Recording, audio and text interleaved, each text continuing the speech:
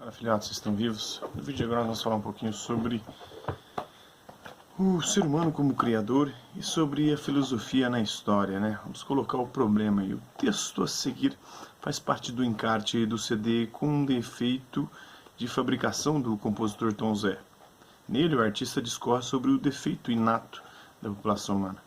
O terceiro mundo tem uma crescente população.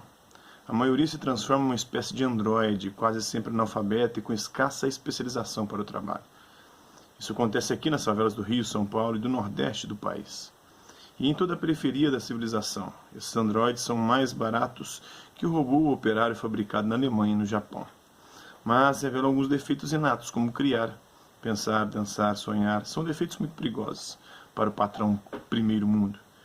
Aos olhos dele, nós, quando praticamos essas coisas por aqui, somos androides, com defeito de fabricação.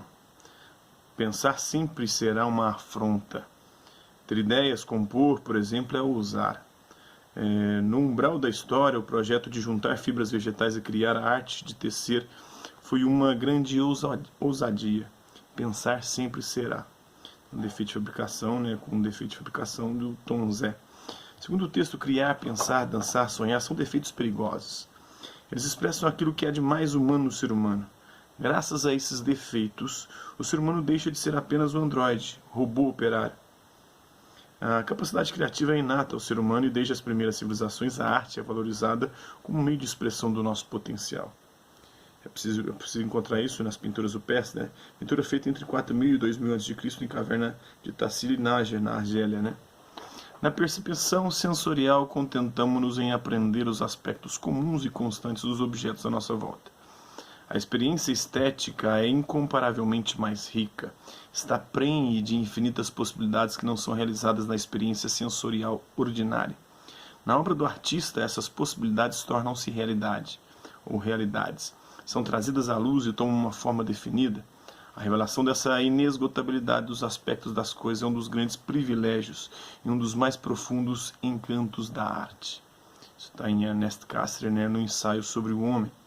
De acordo com Ernest Cassirer, filósofo alemão que estudou a cultura humana, a arte encanta porque é capaz de elevar o ser humano além da contemplação ordinária e revela à nossa imaginação a multiplicidade das coisas, o que por fim convida-nos a repensar o mundo em que vivemos. Aqueles que produzem a arte tem, portanto, uma importante função. O que acontece? A arte deixa de ser aquilo que nos liberta e faz pensar e passa a ser aquilo que nos aprisiona, nos limita. Hoje em dia, quais são os interesses por trás daqueles que produzem arte? Isso é só vender? Só nos manter como consumidores, consumistas? O Ernest Cassirer, que viveu de 1874 a 1945, é um filósofo alemão judeu. Deixou a Alemanha após a ascensão de Hitler ao poder, tornando-se professor em universidades na Suécia e depois nos Estados Unidos. Ele dedicou-se a várias áreas, mas de modo especial à filosofia da cultura. Em suas obras podemos destacar a filosofia das formas simbólicas e ensaios sobre o homem. A filosofia das formas simbólicas de 1923 e o ensaio sobre o homem de 1944. Vamos falar um pouquinho da filosofia na história.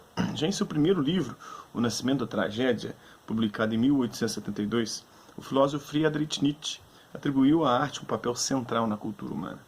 Estudando a antiguidade grega, ele afirmou que a criatividade e a beleza daquela civilização se deveram à sua capacidade de articular duas forças que, em princípio, são opostas, antagônicas. Denominou essas forças inspirado na mitologia grega. Chamou de Apolíneo, relativo ao deus Apolo, o princípio que representa a razão, como beleza harmoniosa e comedida, organizada, a ordem, E denominou Dionisíaco, relativo ao deus Dionísio, o princípio que representa a embriaguez, o caos, a falta de medida, a paixão desordenada. Para Nietzsche, nenhuma arte pode ser puramente apolínea, só organizada, retinha, nerd, Isto é, centrada na razão e na harmonia, nem puramente dionisíaca, isto é, centrada na desordem criativa e no excesso. A criação humana depende da articulação dos dois princípios, do apolíneo e do dionisíaco, de Apolo e de Dionísio, da orgia e também do trabalho duro, árduo. A criação humana, então, depende dessa articulação dos dois princípios, uma vez que o dionisíaco nos dá o princípio criativo, né? E o Apollíneo nos dá a ordem e a harmonia necessárias para a produção de algo belo. Para Nietzsche é a arte, com suas forças de criação, que nos faz plenamente humanos, pois ela nos dá a oportunidade de produzir nossa própria vida, construindo o que somos à medida que vamos vivendo. Apenas os artistas, especialmente os do teatro, dotaram os homens de olhos e ouvidos para ver e ouvir, com algum prazer, o que cada um é, o que cada um experimenta e o que quer. Apenas eles nos ensinaram a estimar o herói escondido em todos os seres cotidianos, e também a arte de olhar a si mesmo como herói, a arte de se pôr em cena para si mesmo. Isso está na Gaia Ciência do Friedrich Nietzsche, né?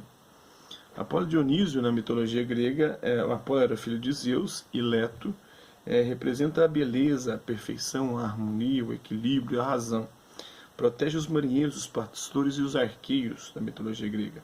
Já Dionísio era filho de Zeus e da princesa Semele. Representa os ciclos vitais, o vinho, as festas, as orgias.